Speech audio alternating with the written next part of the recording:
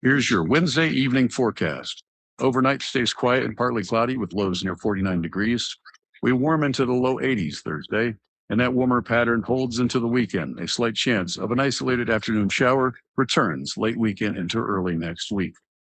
I'm Cal Moss with your on point local weather.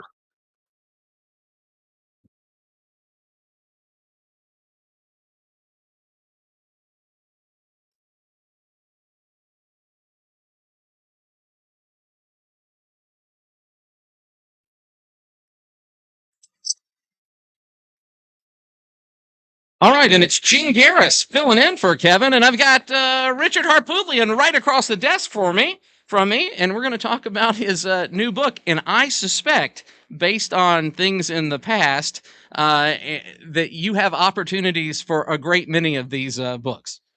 Well, there are great opportunities, but the Gaskins case and Pee Wee Gaskins was so unique that 40 years after we convicted him and sent him to the electric chair, I was still haunted by just the peculiarities of his case and him, and felt compelled to write this book. And then when the pandemic came and I couldn't go to the Senate or practice law, it gave me an opportunity to sit down and begin writing. And uh, hired a guy, Sean Assail, to help me write it. And product, I think, is we've gotten rave reviews. Everybody that has read it, emailed me or told me they thought it was a great read. And that's the best compliment a writer can get, which is, I enjoyed it. It was entertaining. It wasn't boring. And so there are other stories, and there's some other stories in this book to give it context, to give me context as becoming a prosecutor. And of course, all the previous Gaskins cases I didn't prosecute, the 13 murders he pled guilty to. Wow. That he was serving a life sentence, eligible for parole in 10 years back then, when he took it upon himself to, at the request of a victim's, there were some folks named Moon that were murdered during an armed robbery in Horry County. Their adopted son, Tony Simo, got frustrated with the fact it was taking years to get. He was sentenced to Tyner. He was sentenced to death. Simo was unwilling to wait. It'd been about 8 years, so he arranged for Pee Wee Gaskins to kill Tyner on death row, which he did. He smuggled in a quarter of a pound of C4 military grade plastic explosives, a blasting cap, built a bomb.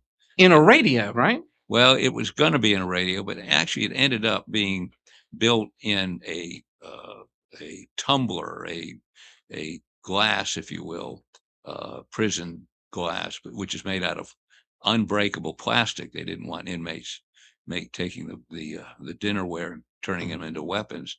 So he melted a hole in the bottom of that tumbler, connected up, put a female plug in, connected up to a blasting cap in the C4, and then filled the rest of it with very sharp metal objects, screws, nails, bolts, whatever, and then glued a speaker on the top and convinced Tyner it was an intercom. And when Tyner held it up to his ear, Pee Wee plugged his end into the wall socket and took Tyner's head right off. Wow. So so did you consider Pee Wee a smart man, or did you consider a clever person? Well, I think he was, he'd never graduated from high school. He in and out of jail his entire life, but he was cunning, crafty, charismatic. I always referred to him as a redneck Manson. He had a coterie of runaways and parolees and criminals around him at all times, and they worshipped him. But he was not what I would call intellectually superior. But remember now, he killed 13 people over a period of 6 years and got away with it, and would have gotten away with it had his daughter not turned in. Oh wow. I did not know that. Yeah, her name was Shirley Ann Gaskins. and there was a young girl, and Pee Wee had a penchant for young girls. Mm-hmm. And I think he feared she was going to tell. Um, she stayed with Pee Wee's daughter, Shirley Ann, for a while. He picked her up one afternoon, told everybody he put her on a bus for California when in fact he had killed her and buried her out in a swamp. And Shirley Ann figured that out and called the cops, which led to his first arrest, his prosecution back in the mid 70s. And as a result of that prosecution, he was sentenced to death. But the United States Supreme Court came down with a case that negated the process by which most states implemented the death penalty. By way of example, in 1975, I prosecuted a death penalty case here in Richland County, picked a jury at 10 o'clock Monday morning. He was sentenced to death at 2 o'clock Tuesday afternoon.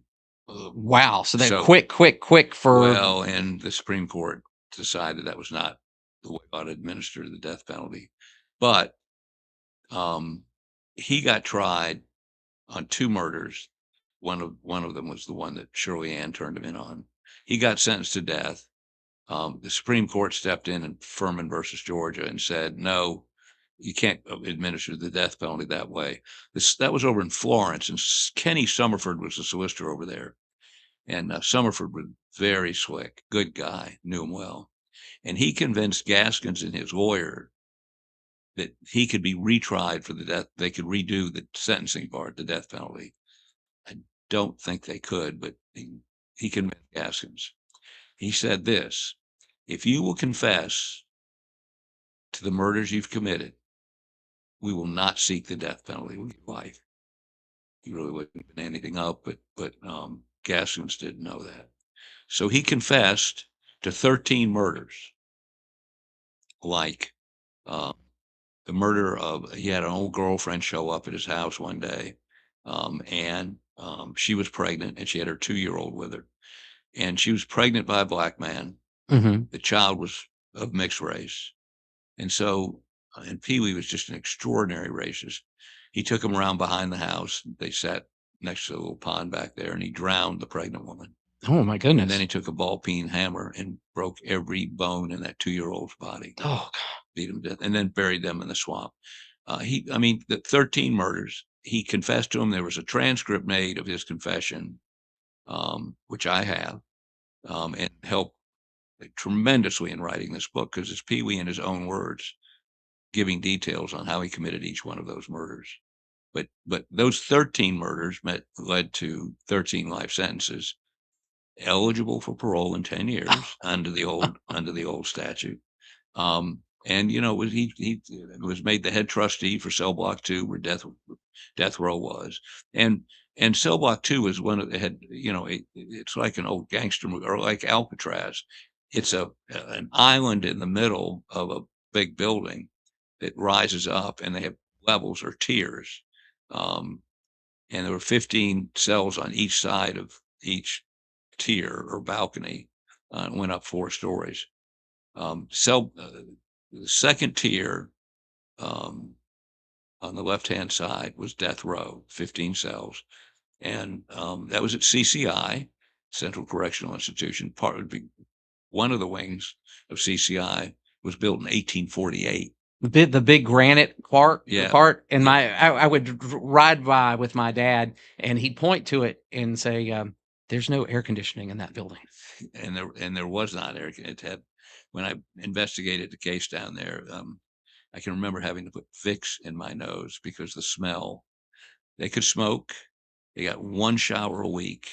And it was, and it had the smell of 150 years of unwashed bodies, urine, and cigarettes. But that Cell Block 1 was built in 1848. It's where Sherman housed his horses when he burned down Columbia. Oh my goodness.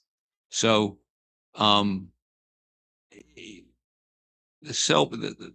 tier that was death row was secured by a chain link fence gate with a padlock. I mean, that's the sophistication of the correctional system in 1975, 1982, actually. So, I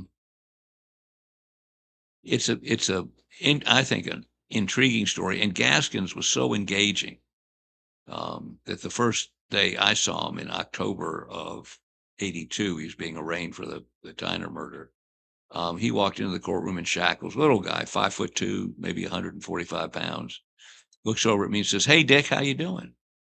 And I sort of reflexively said, "Fine, Pee Wee, how about you?" But it was Dick and Pee Wee. I'd never had a defendant before that or since then refer to me by my first name, but he was so affable, so friendly, so, I mean, not threatening in any way. You would never know that he was a serial killer, just based on everybody that knew him liked him. Oh, and he moved up in the prison system to be a person of trust. We've got to take a quick break, but we'll be right back after this.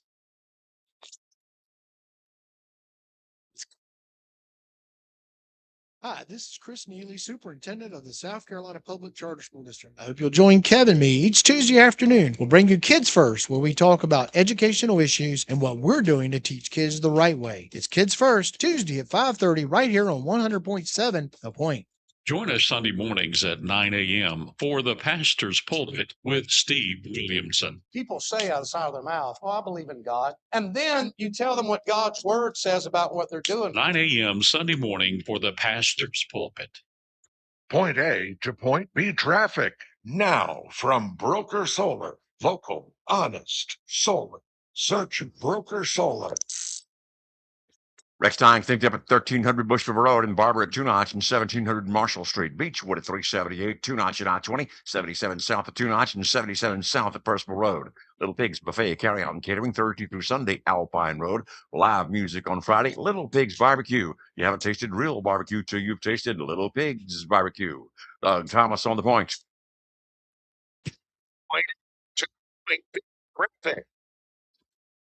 Times an hour, mornings and afternoons on The Point. Hey, this is Ray, And Mary Ann with Absolute Glass. and we're happy to have been voted Lexington's best glass store for 15 years in a row. Many drivers are unaware that your cracked windshields can be replaced, usually at absolutely no cost to you.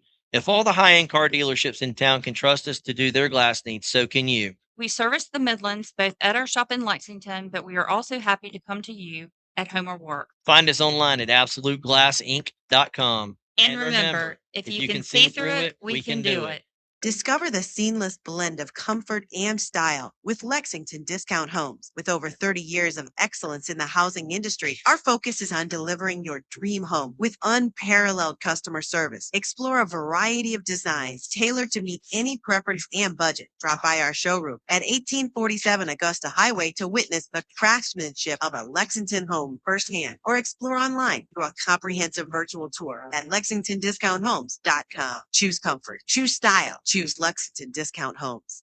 Hey, y'all, this is Ted from Flight Deck Restaurant. We'd like to invite you and your family to dine with us. We have a great menu that's sure to please your whole family. We have fresh cooked burgers, big juicy wings, blue plate menu featuring country cooking, oven-baked hoagies, fresh crisp salads, authentic Greek food like gyros, souvlaki, and baklava. We also carry 20 different premium cheesecakes and pies. Flight Deck Restaurant also has an arcade with 30 different games like Star Wars, Batman, Skee Ball, Bass Wheel, Pac-Man, Galaga, and so much more. Flight Deck, your favorite family restaurant. Thanks, y'all, and God bless. Hey, it's Drew from Chimspector. My job is to make sure your fireplace is working properly. At Chimspector, we do annual inspections to ensure your home and family safety. We also inspect and clean dryer vents inside your home. Are your clothes taking more than one cycle to dry? If so, it's time to get your dryer vent cleaned and inspected. This can save you big dollars on your power bill and increase the performance of your dryer. Let the Chimspector team take a look online at chimspector.com or give us a call at 803-859-5858. That's 803-859-5858. When your temperatures swing, your comfort shouldn't. At Sweet Comfort Services, we make sure your system's ready for anything. Get our $99 preventative maintenance, a full inspection and tune-up that keeps your equipment efficient, reliable, and safe. Thinking it's time for an upgrade? We offer estimates on new Goodman and American Standard systems. You'll get honest advice, fair pricing, and expert installation. No gimmicks, no surprises. Call 803-331-8143 or visit sweetcomfortservices.com to schedule today.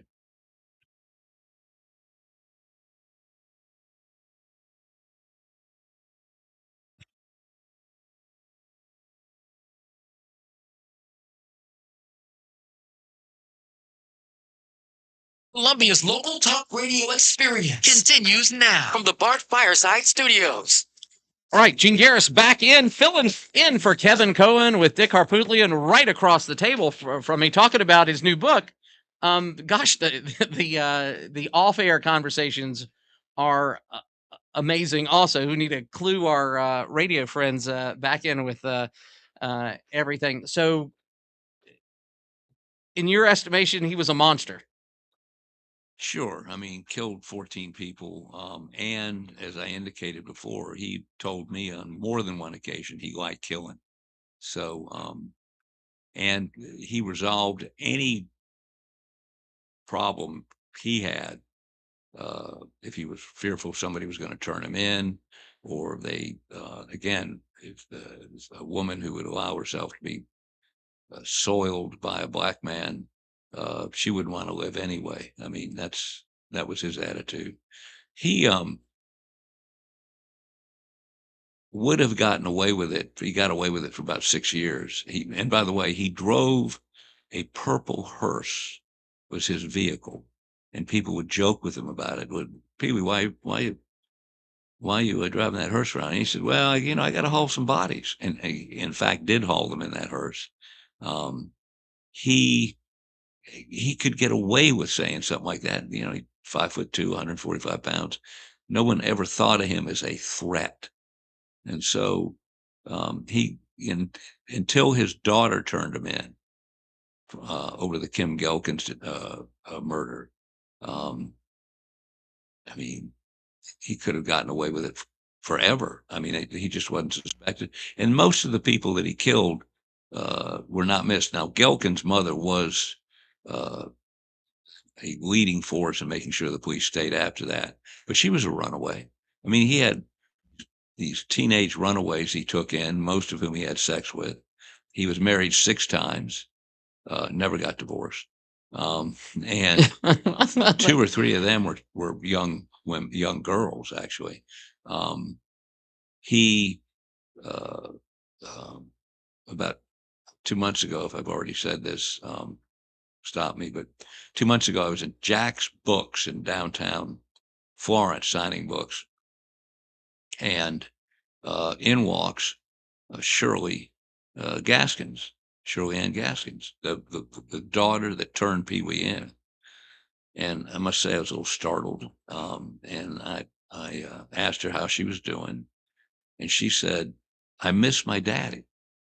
I said, well, Shirley, you were the one that turned him in initially. And that's, began that road down to the electric chair. So are you, you regret doing that? Do you feel bad for doing that? And she said, no, I know if I hadn't turned him in, he'd still be killing today. Now that's his daughter. And she loved him, and he was a great dad to her. I mean, he people think of somebody that murders like that as a sort of drooling, incommunicado guy that hangs out, a Dahmer or a John Wayne Gacy or somebody that's a serial killer who nobody really knew. Everybody knew Pee Wee in Sumter County. I again on this book tour, I met a guy whose father worked with Pee Wee when Pee Wee was a roofer in Sumter, and Pee Wee would pick him up in that hearse that he drove around in the morning, and at night when he got back, Pee Wee would take the neighborhood kids in that hearse to go get ice cream. He said, Uncle Pee Wee was just great to all of us. Oh my goodness. So, I mean, he wasn't a one-dimensional guy. He, again, was very engaging, very affable, and calculating all the time about, once he was incarcerated, how he could escape, and you can see throughout, he was tried in Florence in the 60s for, that may have been a statutory rape charge. And he escaped from the courthouse by jumping out of a 2nd-story window. Now, those are the days when courthouses weren't air conditioned, and so you had an open window with bars in it. And he was so small, I think he wiggled one bar out. He was so small, he could get through the barred window. He jumped from the second story, and he broke his leg or sprained it very badly. But to this dying day, he walked with a limp. But he hid under a sheriff's vehicle as everyone went looking for him. And the next morning, when they came out of the courthouse, on the dew that had settled on the windshield of that police car, he'd written, "I was here, ha ha, Pee Wee." Wow. So, all the time he was calculating how he could escape. And when we wrote Dig Me a Grave, that theme is in there where when he was in juvenile institution in the 40s, and he was there because the next door neighbor's daughter, 12-year-old daughter, caught him breaking in and trying to steal stuff. He hit her in the head with an axe. Oh, goodness. And he got sent at age 13, I believe, to the Florence Industrial School for White Boys. Yes, this is in the 40s, where he was locked in a dormitory with 40 other kids, all of whom were bigger than him. And certainly he even referred to this. He was sexually assaulted virtually every night, and escaped from there 8 times and recaptured every time. Once, many months afterwards, he went and worked for a carnival that was traveling. He went down to Florida with them. He may have been gone a year at that point. Oh, wow. But he was always looking for a way to escape. When he confessed to those 13 murders, he took the police SLED officers out to locations where he had buried the bodies. And he couldn't remember all the places. So occasionally he'd say, "Yeah, I remember where I killed so-and-so and buried her. I'll show you where it is." So they'd put him in a car and take him out there. And on at least one occasion, across the field from where they were was a car driving back and forth, which they believe, the SLED agents believe, was somebody that was going to be there for Pee Wee if he took off across that field to escape. Now, was he ever examined for any mental disease? Absolutely. And any results? Not insane, not mentally ill. I mean, he was a psychopath, but and totally devoid of any regret or empathy for a victim. Sort of one of the. We're going to go to a break in just a moment.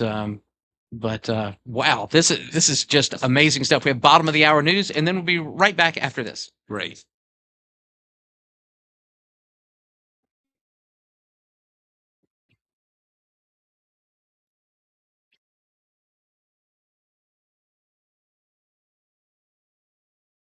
He's live. He's local. He's Kevin Cohen. WQXL Columbia, W264DF. From the Bart Fireside Studio, the solution for keeping you warm this winter. This is 107 The Point. With SRN News, I'm Bob Agnew in Washington. Senators are clashing over an Iran war resolution as Congress's first vote on the conflict draws near. In their debate today, Senate Democrat leader Chuck Schumer implored fellow senators to ask themselves if they stand with Americans, quote, exhausted with forever wars, or with the president and defense secretary set to, in his words, bumble us headfirst into another war. The U.S. submarine has sunk an Iranian warship in the Indian Ocean. That comes as Washington and Israel intensify their bombardment of Iran's security forces and other symbols of power in the region. President Trump is promising to intervene in the Senate Texas Republican primary. Leading up to this week's GOP primary there, the president did not endorse a candidate, but now with Senator John Cornyn and Texas AG Ken Paxton heading for an election runoff, he's ready to Intervene. Are you tired of that sinking feeling when the electric bill arrives? Does the phrase peak hours trigger anxiety and a headache? Do you suffer from chronic fatigue of watching your hard-earned money evaporate right into the power grid? You may be suffering from utility pain and anxiety disorder, or UPAD. Symptoms include sweating when running the AC, a fear of turning on lights, and a general feeling of powerlessness over your energy costs. It's time for you to try Solaris from Ken at Broker Solar. Broker Solar isn't a temporary fix, but a lasting solution with cutting-edge solar technology designed to address high energy bills at their source. Many clients have experienced immediate relief from high monthly payments with reports of increased home value and greater financial freedom. Imagine a brighter future for your home and your wallet. Side effects include the freedom to use your appliances when you want and a powerful sense of energy independence. Broker Solar. A brighter outlook for your home and wallet. Call us now, 803-807-7417. That's 807-7417 or online at brokersolar.com. Point A to point B traffic now from Broker Solar. Local, honest solar. Online at brokersolar.com. Rex, 77 southbound at exit 9B, Garner's Ferry, right on the exit ramp. A collision slowing thing down. Beechwood at 378 out, and also 2700 Marshall Street. A wreck at Barber at 2 Notch Road, and also 1300 Marshall slowing thing down. 2 Notch and I-20 in the wrap-up stages. That's going to do you. We get it all clear elsewhere. Little Pigs Buffet Carry Out and Catering, Thursday through Sunday, Alpine Road. Excellent barbecue, live music on a Friday night. Little Pigs Barbecue. Doug Thomas on the point. On Point Weather, brought to you by our friends at Palmetto State Armory. On 107 The Point. Here's your Wednesday evening forecast. Overnight stays quiet and partly cloudy with lows near 49 degrees. We warm into the low 80s Thursday, and that warmer pattern holds into the weekend. A slight chance of an isolated afternoon shower returns late weekend into early next week. I'm Cal Moss with your On Point local weather.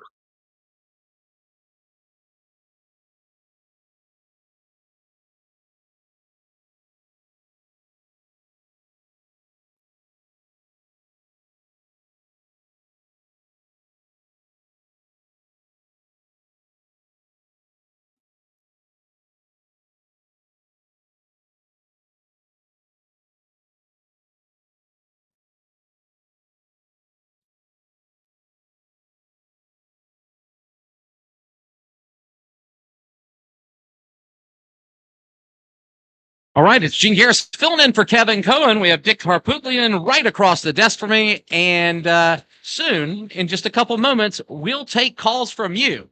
That'll allow you to be part of the program. And Mr. Harpootlian will hopefully answer everything that you have a question about. So I can pull the music down and welcome you back. Well, thank you.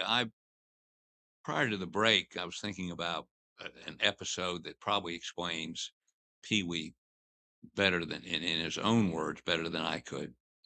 During the trial, the death penalty trial that I prosecuted along with Jim Anders, we're on a break one day over lunch, and Gaskins had convinced the guards to let him eat lunch in the courtroom. Now, there's a holding cell in the basement. Every defendant I'd ever dealt with that was in custody ate their lunch in the basement. But somehow Pee Wee persuaded the guards to let him eat it in the courtroom. So is this a devilish charm thing that everybody is an opportunity to get a little over, to get a little bit where you want to be? Yes. I mean, he was charming, and he made friends. Like when he called me Dick, I mean, sure, he was on a first name basis with the guards. I'm not going to be a problem. Just, how about give me a little bit of break here and there. And so I'm sitting over at my desk working on whatever we're going to do that afternoon, a witness or whatever. And he's over there having his lunch. And I hear him say in this high pitched voice that he had, Dick. I said, what do you want, Pee Wee?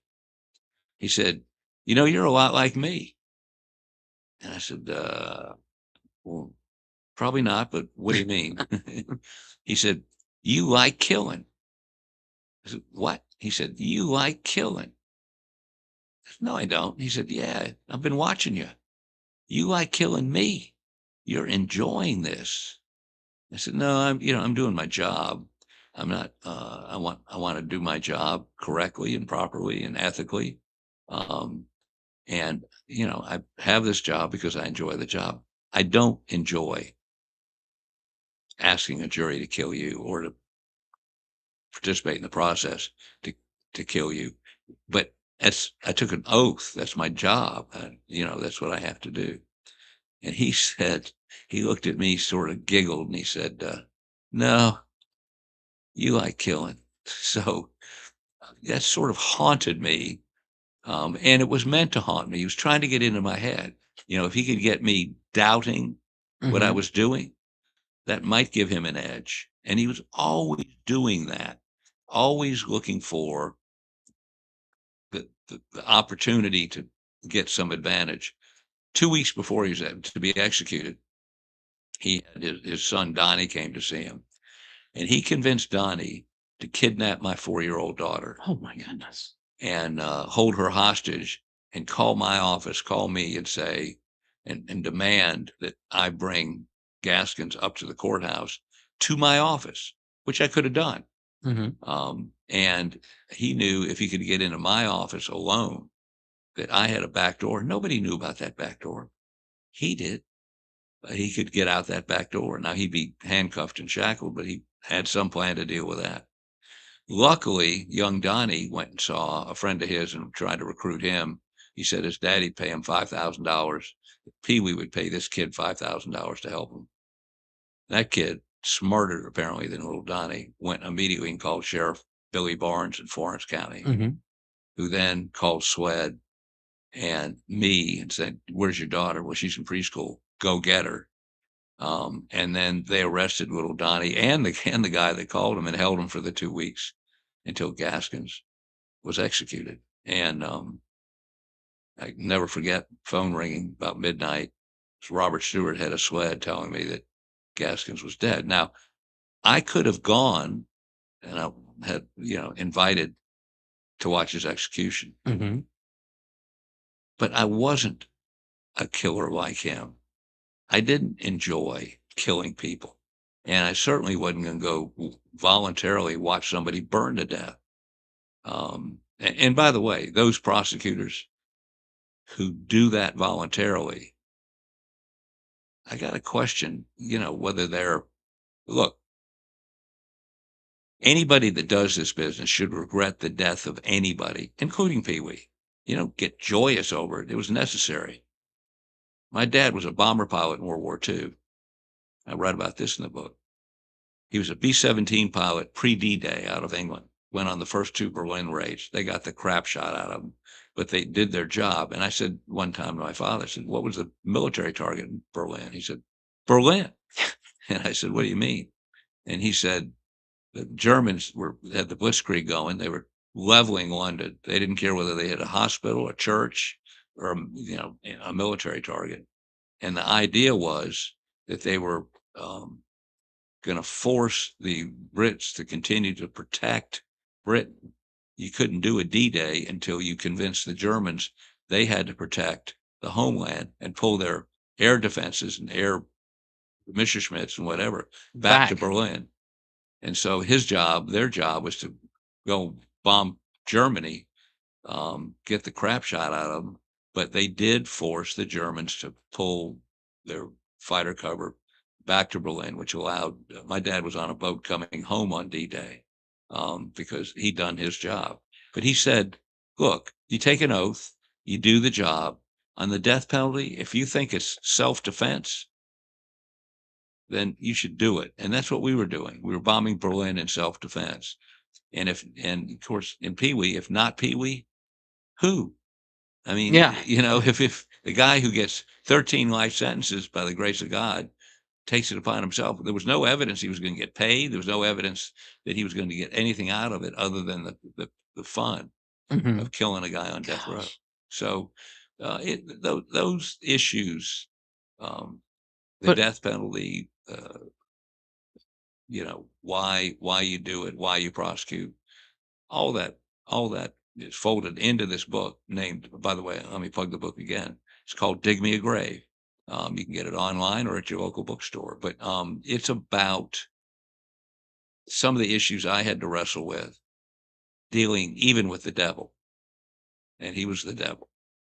So I understand that position, especially as a prosecutor, but as a prosecutor, don't you sort of need to see the fruits of your work? I mean, speaking of D-Day, future President Eisenhower, Supreme Allied Commander, went on the ground and met with all the soldiers that he thought 60+% were not coming back.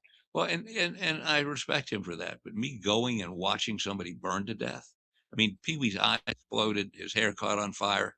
Why would I want to go watch that? I mean, what? I mean, I don't understand. And by the way, and I say this with all due respect to the many, many, many, many victims in cases I prosecuted. They want closure. I don't think watching somebody die gives you closure. I've never met a victim who got closure out of watching an execution or even getting a conviction in a trial. You're not going to get closure from that process. You've got to come to grips with that. By the way, Tony Simo, who got what he wanted, the guy that killed his Ordered the parents, hit. right, killed himself. I mean, he never got closure. Yeah. So do you think Pee Wee was like an apex predator of a human being, or he was just a psychopath? Both. I mean, both. He was a psychopath who enjoyed killing, and used killing as a way to resolve just about any problem he ran into. I mean, he killed, and he killed because he liked killing. Wow. Well, and I was thinking when you were, and I've never been anywhere near a death chamber or anything. So and this is electric chair land, right? Right. So if you had been in the room, could he have seen you? Oh, there's a window. Yeah. I would not have gone just to take that thrill away from him. Yeah, I don't think he was feeling really thrilled. Some of the folks I talked to, that as he strapped into the chair, I just don't understand why anyone under any circumstances would want to watch that. Now, again, the victims, I get it. They think they're going to get closure, or maybe they just want the revenge. But I had a job. My job was to get a conviction and get him sentenced to death. My job was over. I mean, and did I get any satisfaction out of that? Yeah, I did a good job. I got the result I was supposed to get. But,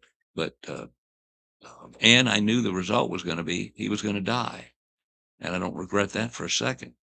But to watch him die, And if you were looking for closure, he's dead. correct. Other people saw him, he's dead. The medical examiner, he's dead. There's no question in your mind that he's dead. And I'll say, sort of as a postscript to that, the description of his death was so horrible that years later, probably 2 or 3 years ago, 4 years ago, I was in the state Senate as a senator from Richland County, and the Department of Corrections could not get the drugs for lethal injection. And so the only choice was the electric chair. And I'd read up on this, so I'm fairly familiar with the facts. I believe the firing squad is a more humane way to terminate somebody. And so I introduced legislation giving the inmate the option of the firing squad. It passed. And I think the last 3 inmates have chosen the firing squad over lethal injection. We did ultimately get the chemicals or the electric chair. I don't think anybody picks the electric chair anymore. Wow. What about guillotine? Would that be even or is it so hard for an American to understand that is that unusual on cruel and unusual? It might be unusual. I don't know that, the process that Brian Sterling, who was head of the Department of Corrections at the time, set up was they've got 3 marksmen who are, I think, 12 feet away. They put a target over his heart. They have 30-06s with laser sights that have been, they've been scoped in. And so 3 of them shoot simultaneously, 3 30-06 slugs into a target no one's ever missed the target because they have a laser sight. There's a laser on the target. And death is almost as instantaneous as you can get.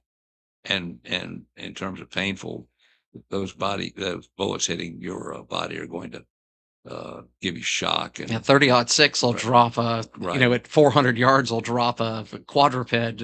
Right. So I think it's more, I mean, if you're going to kill people, you should do it as humanely as possible. I agree. We're going to take another break, but be right back in just a moment. And we'll open up the phone lines at 803-799-8255. That's 799 Talk on the Groucho's Deli in studio hotline. The Afternoon Drive with Kevin Cohen. This is Fran Halloran. Tune into my show, The Intentional Living Power Hour, on Thursday mornings from 9 to 10 for simple and practical financial coaching on The Point, 100.7 FM, 1470 AM, Columbia's local talk radio experience. Every Friday morning at 9 a.m. on The Point, join me, Chad Jordan, and my co-host Larry Jordan for the Palmetto Real Estate Pros. We'll help you out whether you're looking to buy, sell, or just learn all things real estate every Friday right here at 100.7 The Point. Point A to Point B traffic. Now from Broker Solar. Local, honest, solar. Search Broker Solar. I-20 east to White Pond Road, a collision slowing thing down. Coming on 77 southbound at exit 9B at the exit ramp, slowing thing down. 1300 Bush River Road is out. We got also 2 notch at I-20, and actually the Barber at 2 notch, and 1700 Marshall Street. Beechwood at 378, one collision that is still slowing thing down. Brown Motorworks, specializing in maintenance and repairs to BMW and Mercedes. Get a digital inspection complete with any service. 520 Clemson Road, Brown Motorworks Northeast. Doug Thomas on the point. Point A to Point B traffic. 4 times an hour, mornings and afternoons on The Point. Start your journey with a new auto loan. Get ready for a season of adventure. Escape the ordinary and get on the road with an auto loan from Founders Federal Credit Union. From city streets to off-road trails, your journey begins here. Our competitive rates can get you on the road in a ride that fits your lifestyle and budget, featuring no payments for up to 90 days. You can apply for a pre-approved spending limit valid for 30 days before you start shopping. Let a Founders representative be your trusted advisor to make sure your purchase makes sense for you and your finances. Ask for a free auto insurance quote for a personalized plan to protect your purchase. Founders also offers low fixed rates for used vehicles, giving you an affordable fixed monthly payment. Visit one of our many convenient office locations or go to foundersfcu.com/auto to apply for an auto loan today or to see if you qualify for membership with Founders. Membership qualification required. See webpage for details. When you think of family, you think of hugs and lots of love. That's what your loved one will find when they move to Oakley Village for assisted living or memory care. You can rest assured your family members will participate in engaging activities, have exceptional care, and all their needs met. You gain peace of mind that comes from family taking care of family. Call Oakley Village today at 803-969-8168 and see how you too can join a community that feels like family. Or you can reach us online at oakleyvillagelexington.com. We might not get the wrath of winter they get up north, but we still need something to take that cold edge off. Let Bart Fireside provide your warmth this winter with the comfort and convenience of gas logs. Bart Fireside can beautify existing fireplaces with new gas logs or install a new fireplace. Bring the family together this winter. Bart Fireside is National Fireplace Institute certified. Want more info? Take a look at bartfireside.com or go by the showroom to get some hands-on help. 1131 Broad River Road. Bart Fireside, keeping you warm this winter.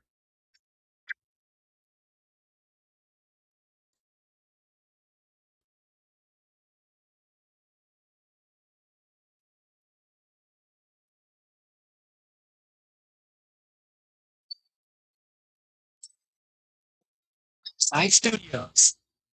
All right, Gene Garris today with Dick Harpootlian, and we're talking about Pee Wee Gaskins and his new book, Dig Me a Grave. And everybody I know that got an advance copy loves it, and to the point of being surprised how good it is. So that's an accolade above accolades. And we said we're going to take some calls, so we're going to take some calls. And you going to take a call right now, or do you going to talk? Let's go ahead. Let's go ahead and take it. All right, and I can only see the line, and we'll say, "Hey, caller, how are you?" Hey, is this me? It is you. Tell me your first name. My name's George. I have an interesting question for Mr. Harpootlian. So back around 75, 76, I used to have a friend that was a Gideon, and he would visit the prison every Sunday, but during Christmas, he would take care packages. And I was probably 11, 12, 13, and we would go in that main gate at CCI. And then we all met, and he had the warden or assistant warden talk to us. And I think, was Pee Wee Gaskins a trustee around that time frame? Because I vaguely remember someone came up and basically, and I thought they told me, said, that's Pee Wee Gaskins. I didn't know what that meant as a 12-year-old, but it was a long passageway, which you came from that cell block 3 where death row was. And he met us and then took us as a group of probably 9 or 10 men and a couple of like 12, 13-year-old boys. And could that be true? Could it have been Pee Wee Gaskins? Oh, I'm sure it was. I'm sure it was Pee Wee Gaskins. He was running the damn prison. He had conned everybody. He came up to the warden's office. Oh yeah, no, he had free run. And by the way, because he had these skills, he was an electrician, a plumber, a mechanic. He did work all over CCI and especially in CB2, in all those areas, which saved them money. If you don't have to hire a plumber, and so he was the warden's pet. He loved him. Do you remember another convict named Jack Allen? Does that ring a bell? That does ring a bell. Do you remember that? That rings I can't a bell. remember. Seemed like okay. But yeah, okay. So my memory is, I mean, I was 12, 13, so who knows? But yeah. Your memory could be true. It could have been Pee Wee. It was Pee Wee, I suspect. And then they had a huge placard when you said that about the plastic cups. They had a huge display of all the shanks that had been made. I remember. That they had collected and they were on display. You remember that? I remember that display. Absolutely. Oh yeah. So interesting. Well, interesting. I'm gonna get the book and read it. Very interesting stuff. Hope you enjoy it. Thank you, sir. Bye bye. Thank you. All right, and we're going to jump to our next caller. Hey, caller, how are you? Hello. Hey, Ed. Hey, Dick Harpootlian, how the heck are you? Not bad for an old guy.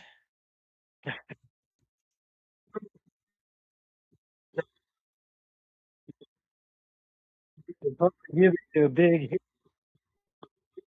or the Democratic politician that I admire the most that has ever been in our state legislature. Well, thank you so much. You're great. I did not hear if you said it, I apologize, but are you for or against the death penalty? Oh, I'm for it. I mean, I'm for it in when I say limited circumstances. When I was the solicitor here, I sought when I was the solicitor, not when I was the deputy. When we did Gaskins, I sought the death penalty on a case, which I argued in front of the U.S. Supreme Court. We got a conviction sentence to death. U.S. Supreme Court flipped it. But no, I'm for the death penalty. But in cases where it's an act of self-defense, I mean, you get a 17-year-old kid that goes into a 7-Eleven and panics and shoots and kills the proprietor. I'm not sure he's got no prior criminal record. Was panic killing. I mean, isn't life without parole life where you literally go in and never get out? In my mind, that's appropriate for many, many, many of the murders that we see now. There was a case up in I think Greenwood County, a guy that raped and then strangled and killed a 2-year-old boy. The solicitor up there, a guy named David Stumbo, let him plead for life. I mean, that's just baffling to me. If you don't put that guy to death, who does? Who merits it? So, yeah, I'm for the death penalty. So the way I look at it is I'm very much against the death penalty. However, I'm against it except for one particular exception, and that would be someone that kills while they're in prison, which of course means I was in favor of Pee Wee Gaskins being put to death. Because the way I look at it, once a guy's in prison, he has a license to kill if you don't have the death penalty for such cases. Correct. Yes, well, thank you. It was nice talking to you, Thank you. and look forward to reading your book. Thank you so much. All right, so that means we're at the end of the broadcast hour. But if you will entreat us for another couple minutes on the other side of 5 o'clock, I would be greatly appreciative. Were you willing to do that? I'll be happy to do it. All right, we'll be right back in the new hour. Caller, we'll get you on and hopefully get your question answered. Hold on, we'll be right back. It's local. It's Kevin Cohen. The Fox Business Report is brought to you on 100.7 The Point by Mid-Carolina Credit Union.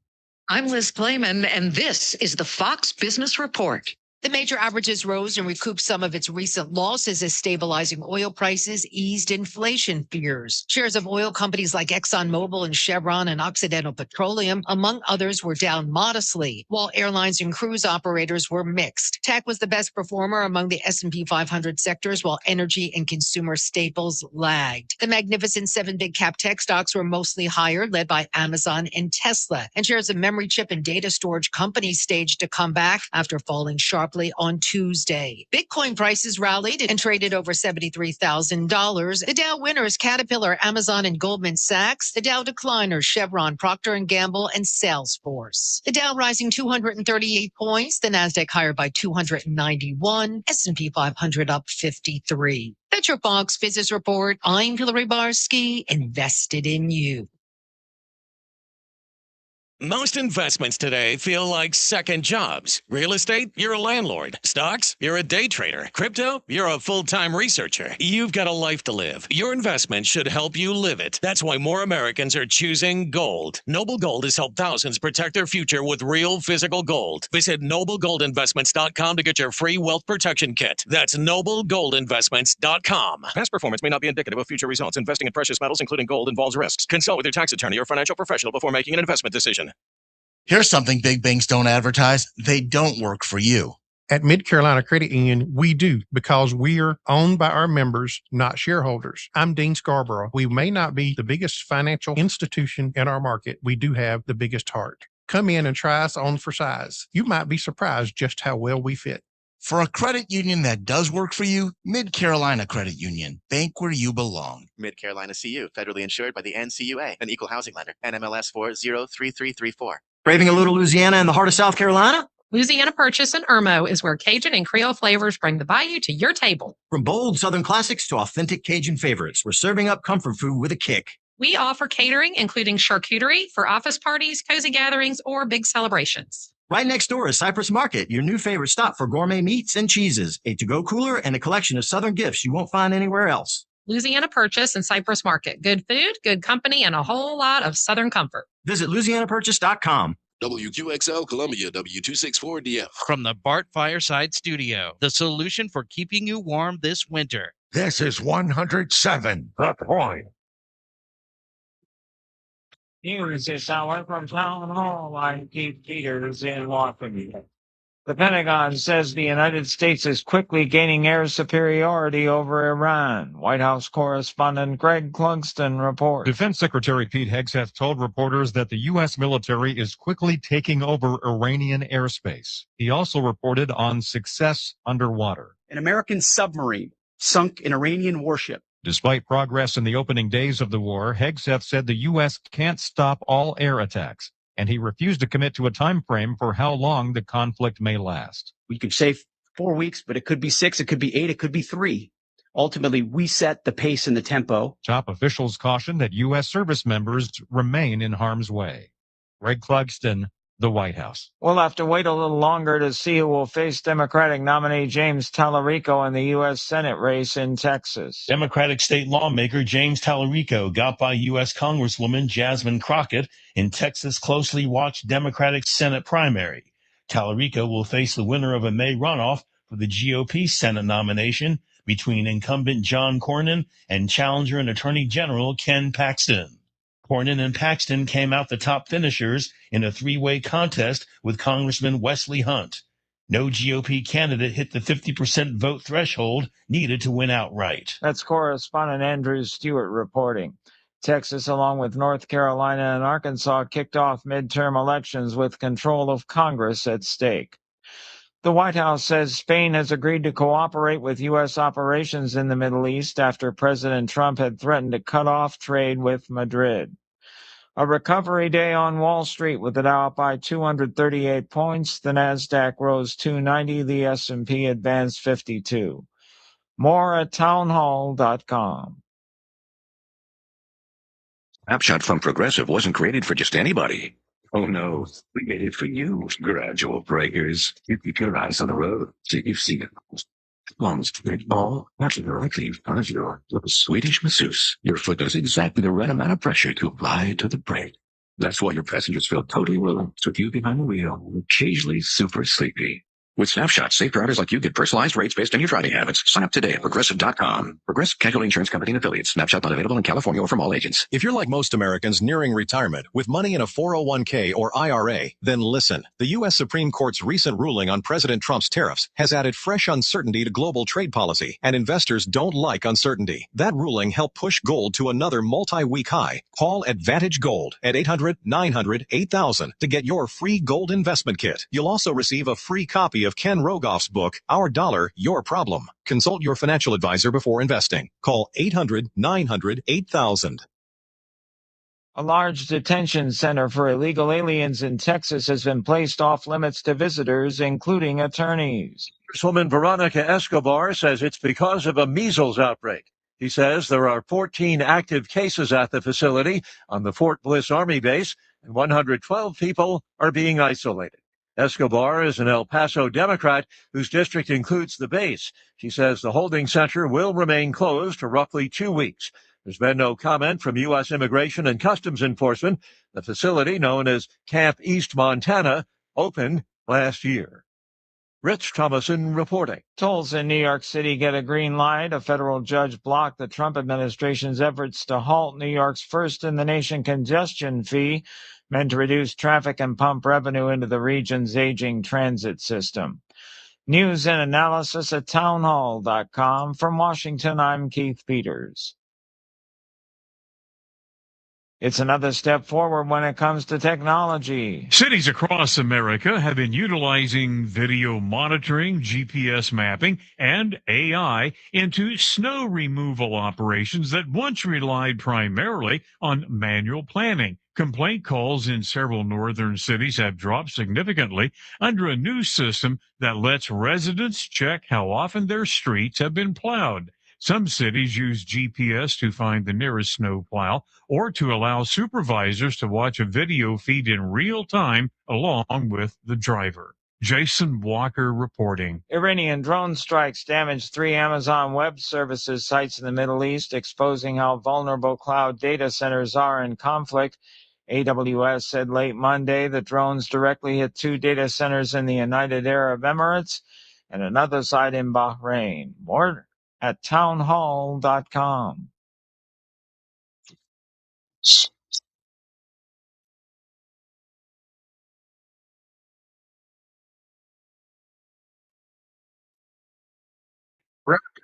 Now, from Broker Solar, local, honest, solar, online at brokersolar.com. On the exit ramp, 77 southbound at 9 feet on a scary exit. Also I-20 White Farm Road, Jersey, to the coast. Red sign pickup down at westbound on the Alpine Road, and 77 northbound. We've got debris in the roadway, a pallet in the roadway slowing. Midstate Roofing, commercial, industrial, and institutional. Got a leaf that Midstate Roofing Technique service advice results for over 25 years. MidstateRoofing.com. Doug Thomas on the point. On Point Weather, brought to you by our friends at Palmetto State Armory. On 107 The Point. Here's your Wednesday evening forecast. Overnight stays quiet and partly cloudy with lows near 49 degrees. We warm into the low 80s Thursday, and that warmer pattern holds into the weekend. A slight chance of an isolated afternoon shower returns late week into early next week. I'm Cal Moss with your On Point local weather.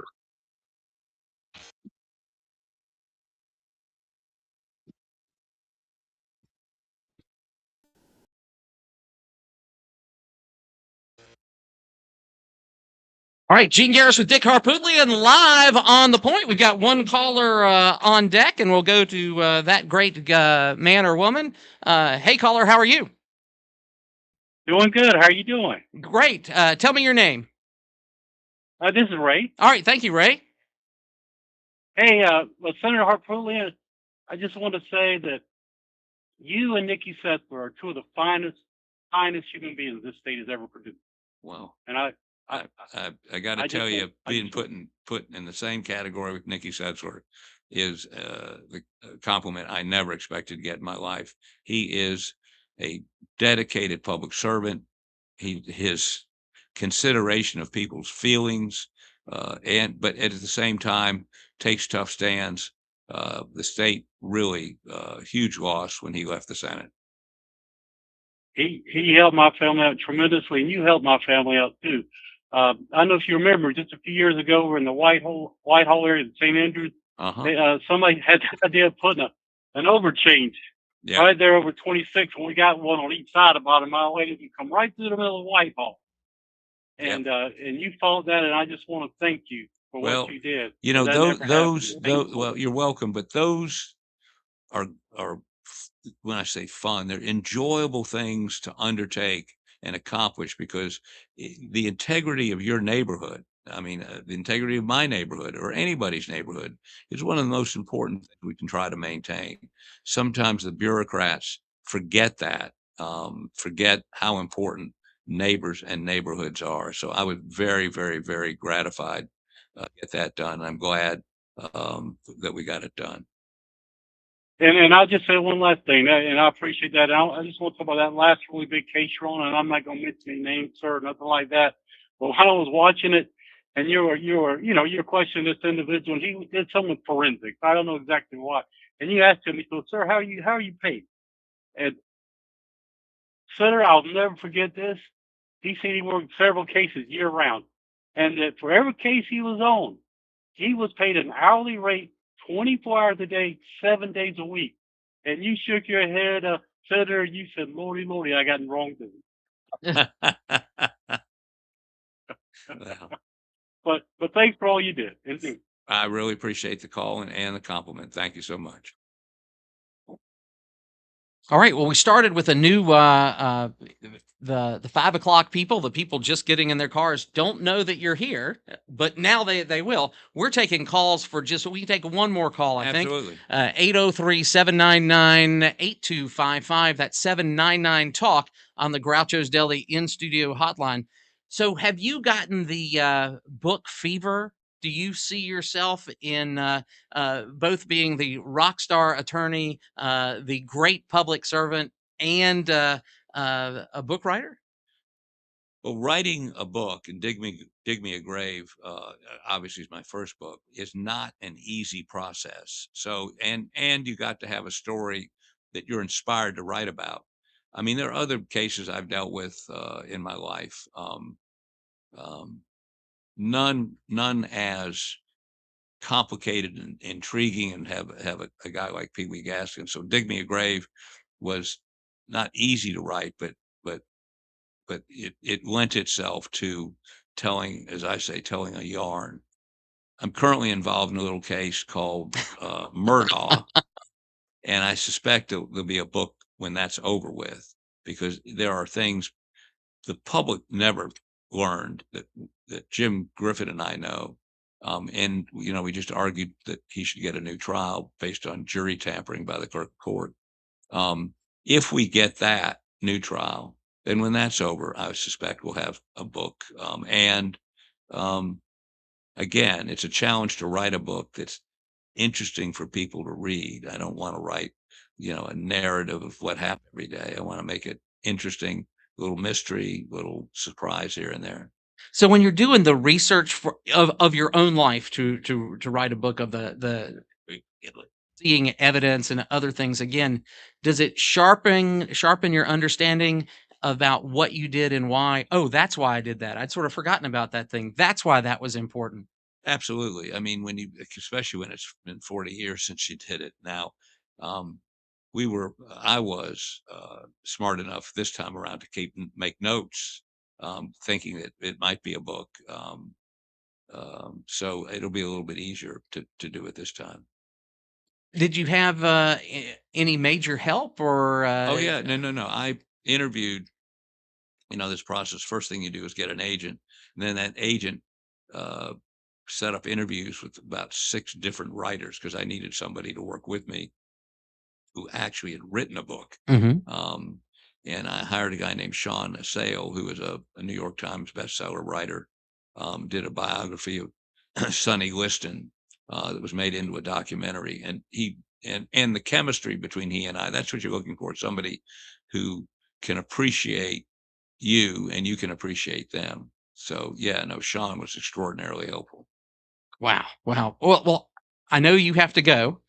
So we're going to take a break and allow you to leave, and I'll walk you out. And it's so great that I was able to snag you as a interview.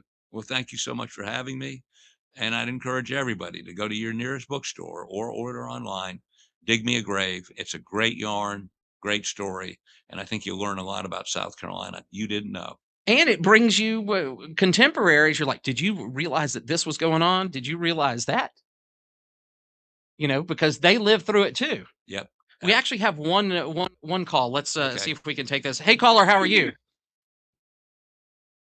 Hello, caller. Yes, it's you. It's fine. That's fine. So we'll put him on hold, and we'll take a quick break and get you out of this wonderful station. Okay, no, thank you. Join us weekday mornings at 7:31 a.m. for Straight to the Point with Pastor Steve Williamson. That's Straight to the Point, weekday mornings, 7:31 a.m. here on The Point, 100.7 FM. This is Fran Halloran. Tune into my show, The Intentional Living Power Hour, on Thursday mornings from 9 to 10 for simple and practical financial coaching on The Point, 100.7 FM, 1470 AM, Columbia's local talk radio experience. Point A to point B traffic now from Broker Solar. Local, honest solar. Search Broker Solar. Exit 26 west at Sunset Boulevard and I-20 east at White Pond Road, 20 east and west delayed at Alpine, 77 north and south at Bluff Road, 77 southbound at exit 9B, the exit ramp, Leesburg at 77, and also a collision at Hilton at Dutch Fork. Crescent Construction, the official roofer of the Gamecocks, residential, commercial, and general construction. Crescent Construction for a free quote. Call 803-781-1900 or crescentcarolina.com. Doug Thomas on The Point. Point B traffic. 4 times an hour, mornings and afternoons on The Point. Nobody plans for a plumbing problem. They come unannounced and usually at a very inconvenient time. Franklin Plumbing and Drain Cleaning is your trusted ally. They recognize just how vulnerable a customer is at this time, and they want to help. They have well-trained plumbers who are there to make a difference when you need it most. I've experienced this. They're knowledgeable about their craft. They're not coming to your house to pitch new products. If something is broken, they'll give you a price to fix it if it's possible, or a price to replace it if necessary. Franklin Plumbing and Drain Cleaning is also locally owned and operated, or I simply wouldn't endorse them. Josh and his team prioritize customer service above everything else. They handle every issue with care and precision. Those are not just words. I've had Franklin Plumbing and Drain Cleaning out to my home. They back up those words with their actions. If you have a crisis, get some peace of mind. Online, you find them at franklinplumbing.sc.com or you call 799-2222. That's 799-2222. I'm absolutely positive they will make whatever is wrong right again. Franklin Plumbing and Drain Cleaning. How often do you talk to your insurance agent? Have you had the same agent forever and just let your policy renew over and over again, even though the price of insurance has skyrocketed? I'm David Jolly of the Higgins and Halloran Insurance Agency. I'm the guy who wants to find you the best rates when that policy is ready to renew. I'm not tied to just one insurance company. I'll shop the best rates for you, and hopefully I can do better. If not, we'll find out why. Give me a chance. When you think about insurance, I ask that you think of me, David Jolly. Call me at 803-850-0054, and let's see how I can help. Tired of floors that go squeak, squeak, squeak? Are your carpets more vintage avocado green than modern chic? Ooh, rough. You really need to call Floor Boys. Floor Boys ready to rescue your home from the tyranny of terrible flooring. We're talking gleaming hardwood so shiny you could check your reflection, luxury vinyl that laughs at spilled juice, and carpet that feels like walking on a cloud made of cute little kittens. Forget affordable. At Floor Boys, we'll make things affordable. So either shimmy on down to Floor Boys in Lexington to visit our showroom or visit us online, floorboys.com.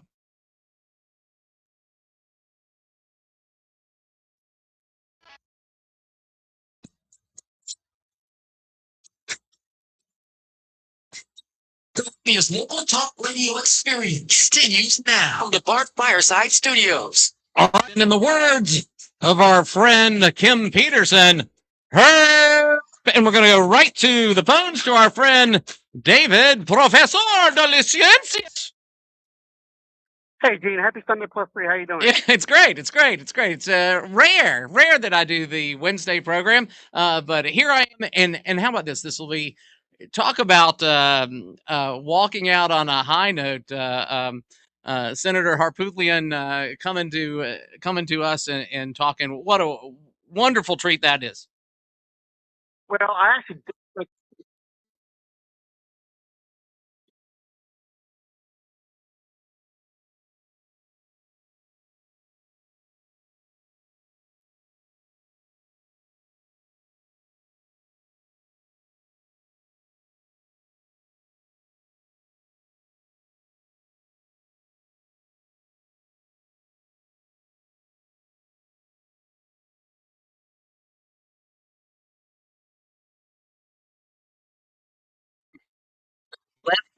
They didn't have the right to do.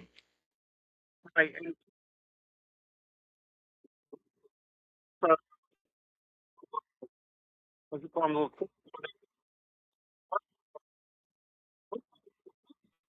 And we'll change the law that makes it illegal. And look what we have here. Now it's legal. So they had to go through that much, contorting to make the thing legal. And the only justification I ever heard was,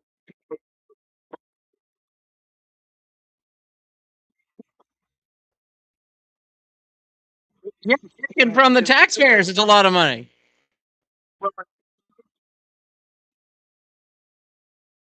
Yeah.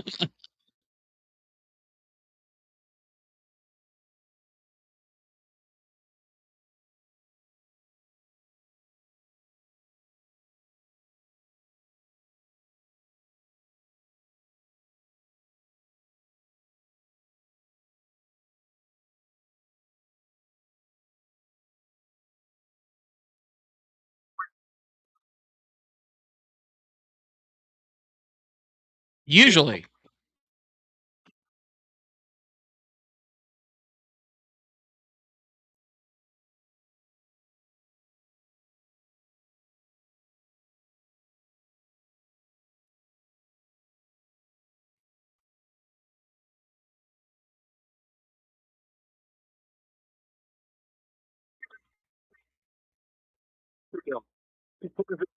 to a country committee where they commingled it with another bill to do 2-in-1, and you had to vote on the totality. You couldn't say, well, I support A, but I really don't like B, so I'm going to do all or nothing.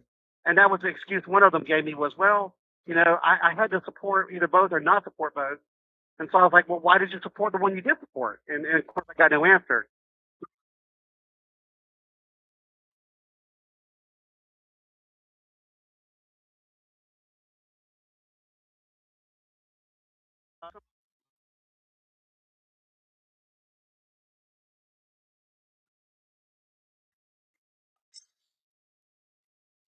Isn't there a principle ex post facto that you can't make something illegal after it was already done, that you can't create single issue or single case type laws. How did this I remember when our friend Joe Azar sued the city of Columbia over the misappropriation of water funds because the law says that any money collected by the city of Columbia Water Department has to be used to upgrade the equipment or to fix problems.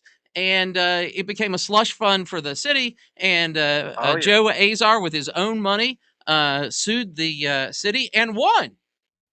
Uh, and and so does this need to go to? Do we need to kick this up to a federal court since the our local people can't seem to get it going? Well,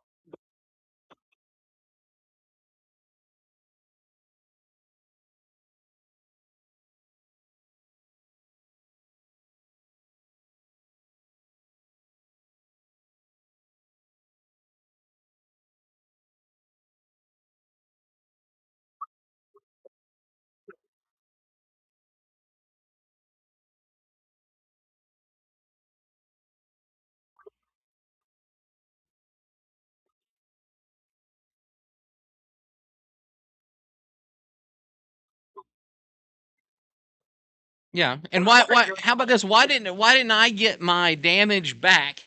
Uh, and then you could have going forward after you change the law. Then that's a new rules, new situation. yeah, it's just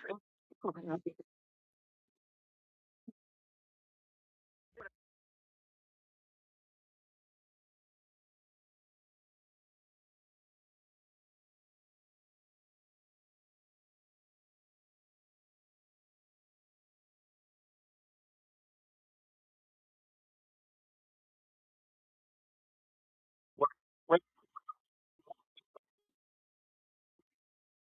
Yeah, you're out. You're outside of the level of control. yeah.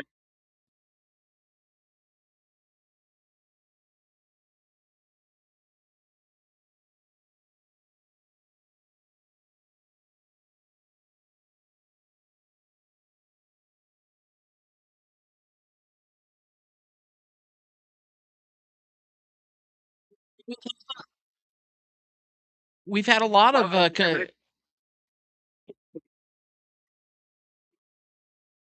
yeah, yeah, yeah. That wasn't always the case. And then we've had a whole bunch of culturally conservative people that won on being culturally conservative, and then it took a pro-life group at the great University of South Carolina to keep them from getting ever elected again. Yeah. So when I,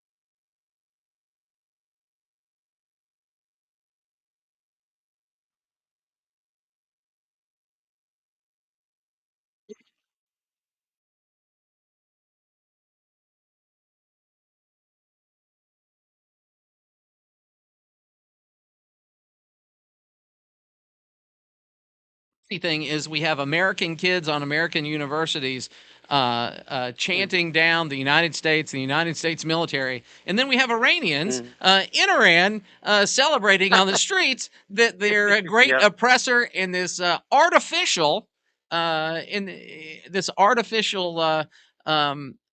government has been dissolved. So it's bizarre. It really is bizarre that those and this is crazy, but to be expected. It's almost as if their principles are completely situational.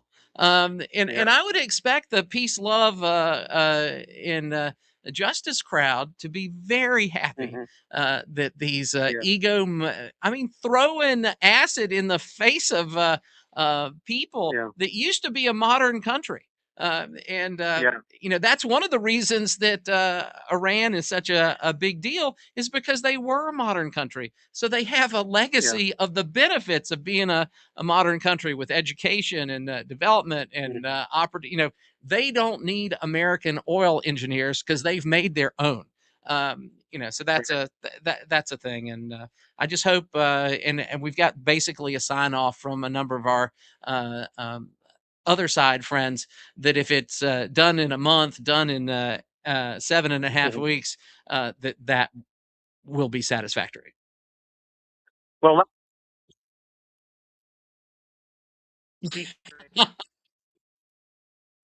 Oh, so Jasmine, I wanted her to win. And I encourage, and I even told people on social media, put your thumb on the scale for Jasmine Crockett. Now I want her to be the lead anchor on CNN. I think having her in the mix helps us so much. the dream team, Gene, I'm telling you right.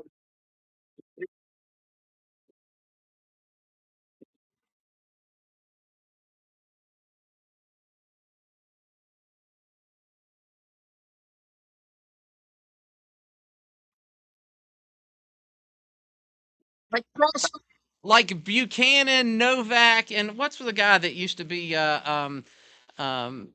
William F. Buckley Jr.'s buddy? That guy, the guy that founded Slate magazine. I forget his name, but anyway, that would be great. I would watch that. Yeah. And maybe we could get them to have their hands bound together, and they could have knives like the Sharks and the Jets. No, that's crazy.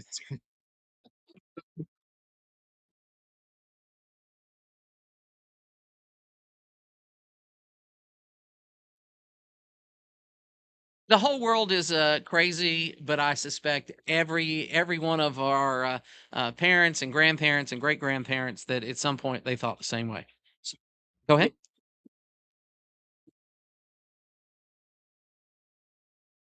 I heard that.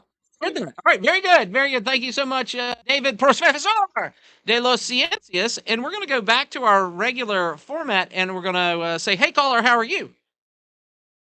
Hey, Gene. Hey, thank you for calling in with Senator Harpootlian, and that was Yes, a good good call.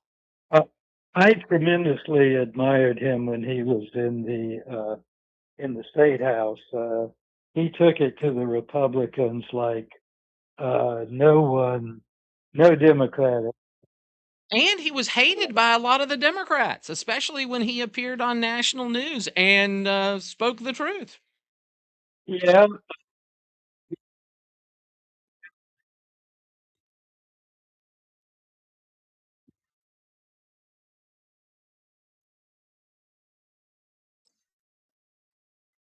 Chip, how about this? Of all the things that I've ever heard him do or stand for, never once did I say that's indefensible. That is just wrong. Every time, even stuff I disagreed with, it was always like, "Oh, I can see that. If I lived there, I would want that too. Oh, I get it. I get it. That's why it's important." And that's a crazy thing. We have people clamoring for judicial reform. Well, guess what? The legislature, they know the people that they select for judgeships. They know things about them that aren't in the record. So one of the reasons we don't have many stinkers compared to other even neighboring states is because the South Carolina legislators know the pool from which they're drawing and avoid the poison pockets. Hold on, Ed. We'll give you a little bit more after the bottom of the hour break. But I'm Gene Garris, filling in for Kevin Cohen. He's local. He's Kevin Cohen. WQXL Columbia, W264DF. From the Bart Fireside Studio, the solution for keeping you warm this winter. This is 107 The Point. With SRN News, I'm Keith Peters in Washington. A U.S. submarine has sunk an Iranian warship in the Indian Ocean. The sinking happened as Washington and Israel intensified their bombardment Wednesday of Iran's security forces and other symbols of power. As the war expands yet again, Tehran has warned of the destruction of the Middle East's military and economic infrastructure. President Trump says he'll soon endorse a Republican candidate in the Texas Senate race, and he's warning that the divisive contest, quote, cannot for the good of the party and our country itself be allowed to go on any longer, unquote. Incumbent John Cornyn and State Attorney General Ken Paxton advanced on Tuesday to a May 26th runoff for the nomination. On Wall Street, the Dow by 238 points. More details at srnnews.com. Are you tired of that sinking feeling when the electric bill arrives? Does the phrase peak hours trigger anxiety and a headache? Do you suffer from chronic fatigue of watching your hard-earned money evaporate right into the power grid? You may be suffering from utility pain and anxiety disorder, or UPAD. Symptoms include sweating when running the AC, a fear of turning on lights, and a general feeling of powerlessness over your energy costs. It's time for you to try Solaris from Ken at Broker Solar. Broker Solar isn't a temporary fix, but a lasting solution with cutting-edge solar technology designed to address high energy bills at their source. Many clients have experienced immediate relief from high monthly payments with reports of increased home value and greater financial freedom. Imagine a brighter future for your home and your wallet. Side effects include the freedom to use your appliances when you want and a powerful sense of energy independence. Broker Solar. A brighter outlook for your home and wallet. Call us now, 803-807-7417. That's 807-7417 or online at brokersolar.com. Point A to point B traffic now from Broker Solar. Local, honest solar. Online at brokersolar.com. Got a new collision at 601 at I-20, and also still working I-26 west at Sunset Boulevard, and also 2-notch North Beltline, an accident that's just about to wrap up. Crescent Construction, the official roofer of the Gamecock, residential, commercial, and general construction. Crescent Construction. For a free quote, give them a call, 803-781-1900. Doug Thomas on the point. On Point Weather, brought to you by our friends at Palmetto State Armory. On 107 The Point. Here's your Wednesday evening forecast. Overnight stays quiet and partly cloudy with lows near 49 degrees. We warm into the low 80s Thursday, and that warmer pattern holds into the weekend. A slight chance of an isolated afternoon shower returns late weekend into early next week. I'm Cal Moss with your On Point local weather.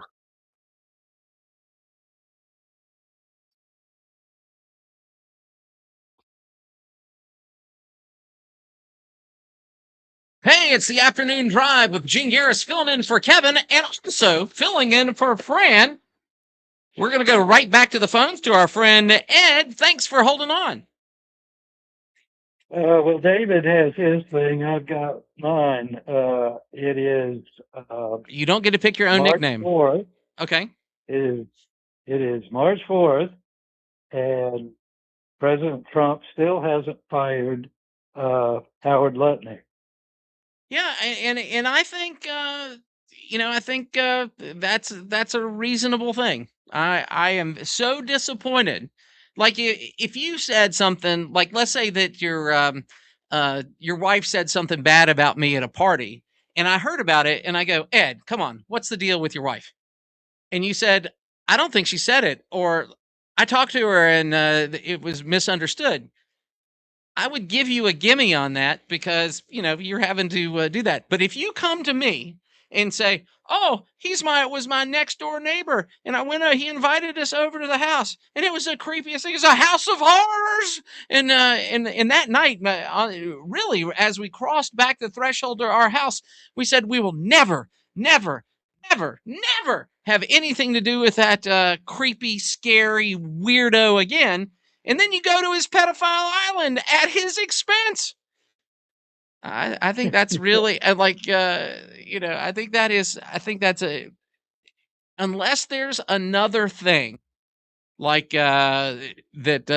somebody held one of their kids hostage or something, unless there's some great explanation, I just think he has to go. Not because he's a bad bureaucrat, but because he's a bad man. Yeah, but you just admit him personally. It's lying to the world is not in service to the president. Oh, he's okay with that because uh, he does it. He does it all the time. Okay. And what else you got? What else is going on in your neck of the woods? I'm still surprised that was Okay, such a positive get for me to get Senator Harpootlian. it was a great get. One more thing, not a big thing, probably only history nerds are interested, but this station, the news,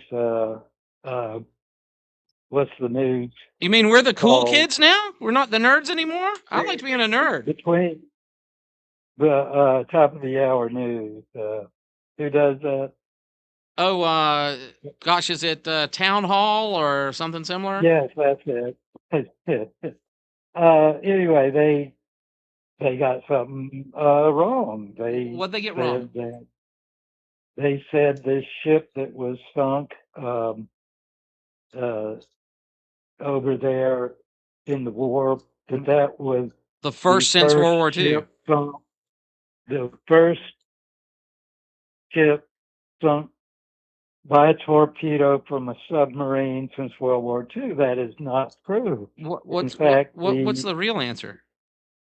Well, I can think of one at least, and it's a very famous one. It's when the Argentine cruiser General Belgrano Yeah, was the sunk in by the Falklands, submarine Malvinas. in the Falklands War. Yeah. But that's the first time the United States since the Second World War has sunk a ship with a torpedo. I don't remember that qualifier, the United States. I just thought that the news said a ship sunk torpedoed by a submarine. Now, this was a legitimate warship. It wasn't like a fishing vessel or anything, right? I don't know. I don't know. You could see it's obviously a warship. But yeah, that's a thing. But here's the other thing. You're gonna I'll give this to you. People that are, I think the British have it correct. So they're what we call news anchor Bob Smith. They don't give them that credibility. They call them news readers because they read something that a news writer wrote for them. And again, our friends at the legislature, our friends at Maine and Gervais, when they have the very, very attractive remote reporter standing on a chair out in front, and she says, Labor, Commerce and Industry Committee of the House did this. Well, she doesn't know. She wasn't in the room. That started as a press release that got sent to her television station, and they wrote up what she needed to say, and then they sent it back to her and put her in a satellite truck or a Marty truck to do it. So, some people we give huge amounts of credit for very small things, and other folks we don't give them nearly enough credit. And so that was a good. That was a good catch on your part that you picked that out. Yeah. Well, I'll let other people get on, Gene. All right, very good, Super Ed. We appreciate it always, and I won't be able to see you until Sunday. So hopefully, if you can escape the book club, we'll talk again on Sunday. Okay. All right, very good, Ed. And we're going to jump right to the phones and say, "Hey, caller, how are you?" Hey, host, how are you? Very, very good, caller. What's going on with you? I think, Nick. Yeah.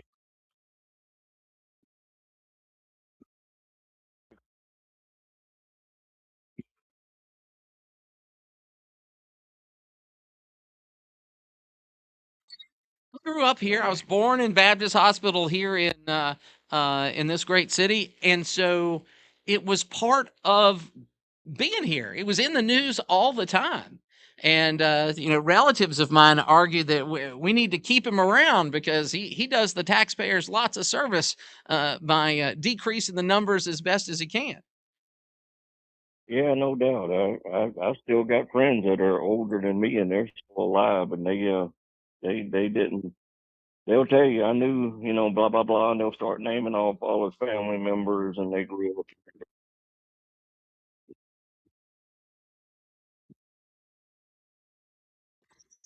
So yeah. Well, how about Yeah, that? So, he's so got a my fan. He's got a my fan club. my family remembers the Bigham family out of Pinopolis, South Carolina, and you could, I think it's the name of the book is A Piece of the Fox's Hide or Fox's Tail, another great South Carolina story of murder and mystery and things.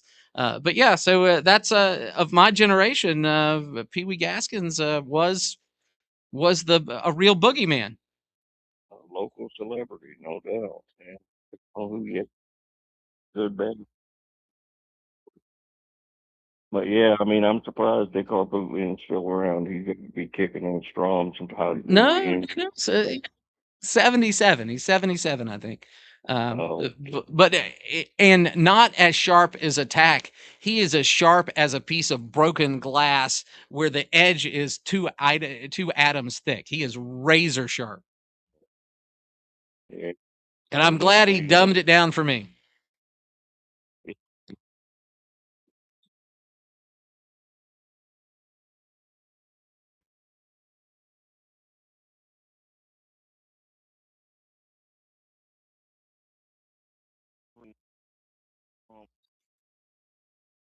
God Emperor. God Emperor. Is going to Forever. Forever. All right, Nick, I got to take a quick break. Do you want to hold on or do you want to jet? Yeah, man, I'll hold for a second. All right, all right. About yeah, then the news begins. All right. Hi, this is Chris Neely, Superintendent of the South Carolina Public Charter School District. I hope you'll join Kevin and me each Tuesday afternoon. We'll bring you Kids First, where we talk about educational issues and what we're doing to teach kids the right way. It's Kids First, Tuesday at 5:30, right here on 100.7 The Point. Hey, I'm Katie. And I'm Stephanie from Oakleaf Village of Lexington. Every Tuesday from 8:30 to 9, we'll be talking about issues that concern seniors and their families. So join us right here on 100.7 The Point Radio for the positive points on aging. Brought to you by Oakleaf Village of Lexington. Point A to point B traffic. Now from Broker Solar. Local, honest, solar. Search Broker Solar. Afternoon collisions at 2 notch at North Beltline in the wrap-up stages. We got I-20 east west at Alpine and I-26 west at Sunset Outs. 601 at I-20 with the collision, also slowing things. Holiday debt still got you down. Dan Cater with Assurance Financial can get a debt consolidation for you. Dan Cater and his team have 4.96 stars, and that's gold medal worthy. AssuranceMortgage.com. Doug Thomas on the point. To point B traffic.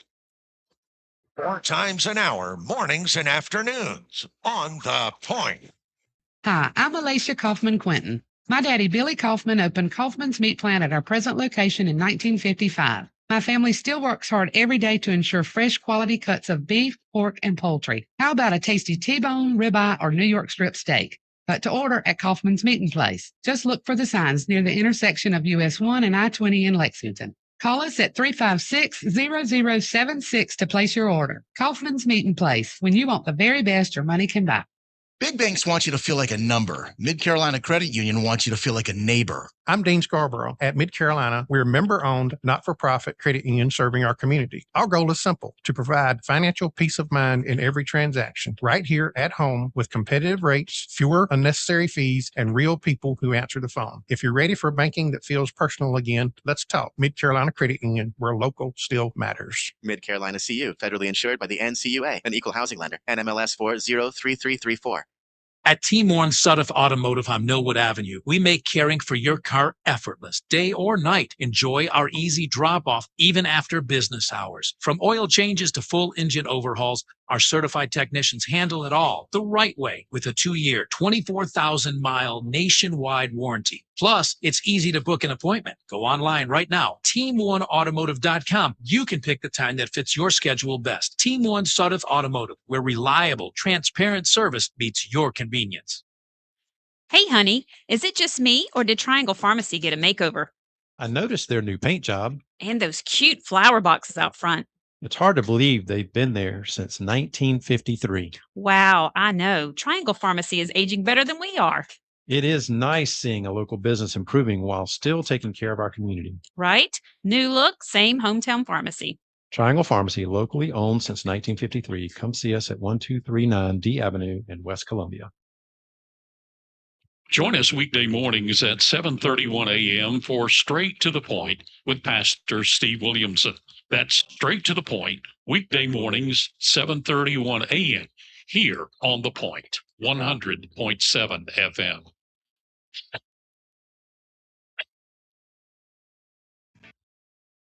Hey, just like the nation state of Iraq, caught between a rock and a hard place. That song by the Rolling Stones. I got to hit one button. The afternoon drive with Kev continues from the Bart Fireside Studios. All right, and again, this is Gene Garris on the last segment of my last broadcast time this week. I'll be back on Sunday. But goodness, let's talk to our friend Nick, and then we have 3 other people we got to get through before the end of the hour. Yeah, so I just wanted to say, I know that, the U.S. is thinking boats again. We're still thinking the fishing boats as far as people want to forget about that. We sank a couple recently, and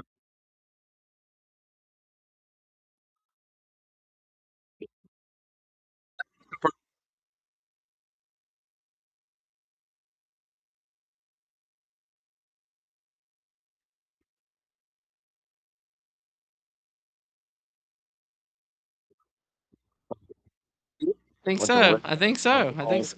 blew up a bunch of carpetbaggers from up north. So a guy, So it's a guy tradition.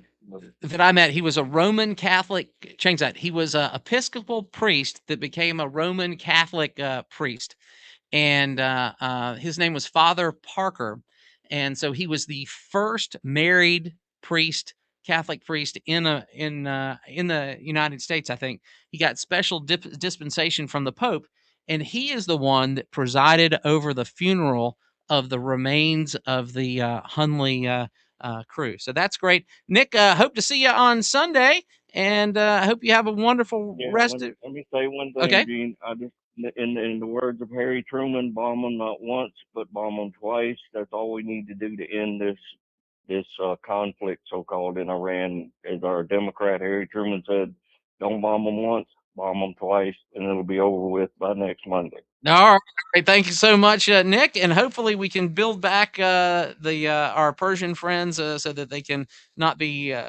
flooded with sickness and disease because of lack of infrastructure. And we're jumping right to the phones and say, "Hey, caller, how are you?" Good afternoon, Gene. Hey, what's going on there, Andy? Well, just, a little sad. Your four peeps getting ready to close down for the stretch here. So, But it's fun. But it's fun. I mean, I wouldn't do it if it wasn't fun. And a big part of the fun part is people like you. Yeah, I enjoyed it. I'm gonna miss. See you on Sunday. But one thing about Mr. Harpootlian, I like him. Think he's a good guy. The only problem I had with him is the way he went after the bargain 5 points. Uh-huh. If he was born in Wells Garden and didn't move there, you moved into a place where you knew what the surrounding area was. It's like moving next to the airport and complaining about the noise, or moving next to the dump and complaining about the smells. But at some point you get into the old man thing where you want to shake your golf club at the sky because how about this? I used to be a 5 Points area landowner, and every St. Patrick's Day, people would pee on our porch and all this nastiness. And for us, every time it rained for St. Patrick's in 5 Points, it was a gift from God. Yeah, but you owned your land before St. Patrick's Day festival started. Yeah. Okay, so it wasn't like him. Okay, the 5 Points area was the big college bar area before Mr. Harpootlian bought in Wells Gardens. Well, when they opened up the Vista, one of the machinations was that it was going to relieve, basically harvest all the 5 Points crowd and move them to the Vista. That didn't really happen, but that was one of the thoughts. So, Yeah. And then unfortunately, nothing is more constant than change.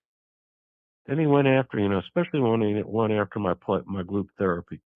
Don't mess with my old group therapy. That was my old hangout when I was in college. And Wow.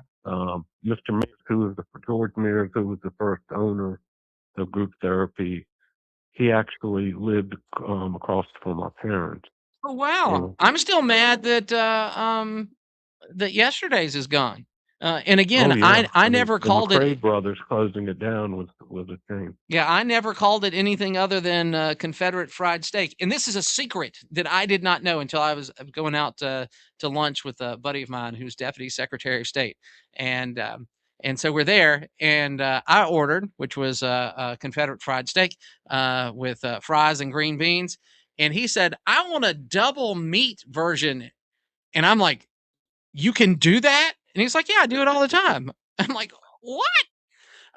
So yeah, for that one dish, I wish there was a restaurant that would just put that dish on their menu. Well, you know what happened with them is they couldn't find anybody that wanted to buy it, and none of their children wanted to run it, Yeah. so they ended up selling it. And COVID, how many people, of all the things, nationally, people didn't have to pay their rent. They didn't have to do this. They didn't do that. No one, no municipality or political subdivision I know gave people a break on their property taxes during COVID.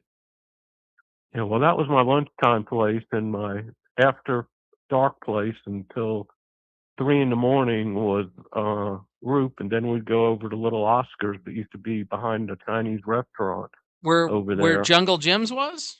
Yeah, Okay. and party the place off of Two Notch Road had a little bar downstairs. Stayed open all night. Come out at 8 o'clock in the morning, and there'd people driving by honking the horn at you, and you'd be waving at them. I remember one time when I was living at home at the time, and I came home when my father was walking out the door to go to work. He looked That's at a me. bad image. That's a bad image. Yeah, he was like, "I'm putting you through college for this." And I was like, "Yeah." Yeah. So I think so so on campus at Clemson, there was a bar called Edgar's in the Johnstone complex, and it had a bowling alley and pool tables. And a buddy of mine told me the secret and goes, "Hey, you can use Tiger Stripe, your little ID charge card thing, to buy beer at Edgar's." And I was like, "Okay, wow, that's I'm not going to do it, but that's great." Andy, I That's got to the run. same thing at the That's the same thing at the Spur, at the old Russell House. You could use your meal card Yeah. to buy food and alcoholic beverage. Liquid Before bread. they shut it down. But I know you got more people that want to talk to you before you end it, Gene. But I enjoyed your four Pete there. And look forward to Sunday and your day. You too, you too, you too. And we're jumping back to the phones. Hey caller, how are you? Hey, Gene. I'm better because of you, Charlie. Yeah.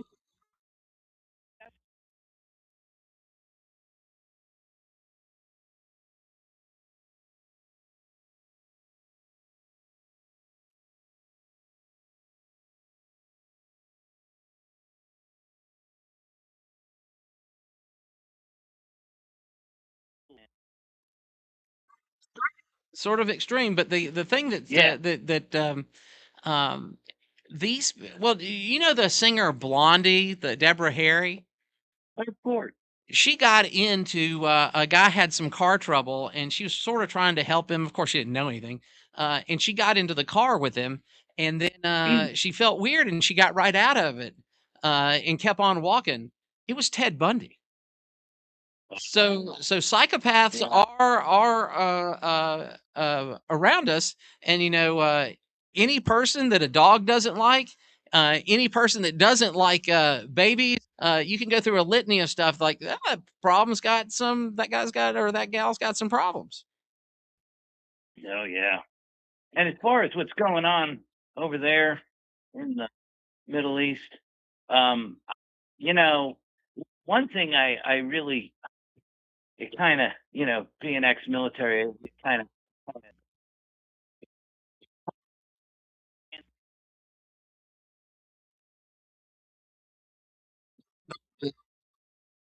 I'll tell you exactly why it is, because if they one of the beauties of the Trump administration is that the media team has figured out if we give them 5 big things every day, the news won't be able to coalesce around one thing. So if we did not have these over the top presentations, Secretary of War telling people what the what for is, then they would create their own narrative. And you see them doing it. Oh, it's going to be a forever war. There's no planning. They made no plans. They have no idea. So you say victory, victory, victory, and they come in with the other stuff, and it makes them look very, very small. And the American people go, yeah, that's a bunch of crap. yeah.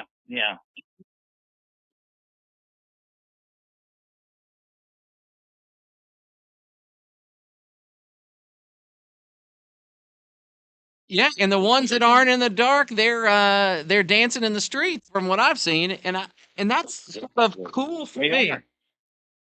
Yeah, so like I said earlier, we've got American kids on university campuses cursing their own country and their own soldiers for liberating a people under a horrific regime. And again, we've been dealing with this for 47 years. I get that, but my biggest fear in all of this, and I hope it doesn't come to fruition, but my biggest fear in all this is that, once they, take care of all of their ability to do anything, and they, have all the leadership out of there. I mean, you still have massive amounts of soldiers there that are going to do the same thing they did in Iraq. What we need to do is they're we going need to take their uniforms off. We need to take all those Iranian refugees from the 70s that have built billion-dollar businesses in Southern California and all across the country, and we need to say, hey, look, we're going to create a governing council out of Iranian Americans, and we're going to continue to fix the problems here like we know what it can be like what we remembered it to be like.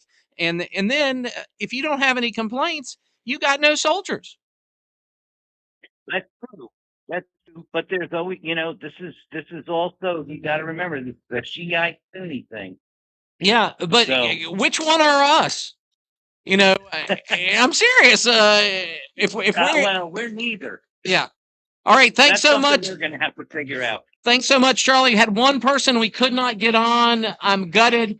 I'll be back on Sunday, and you call in early, and we'll give you as much reasonable time as we can. I'm Gene Garris, filling in for Kevin Cohen, filling in for Fran Halloran. Hi, I'm Chuck McDowell, the timeshare cancellation guy. In 2011, I founded Wesley Financial Growth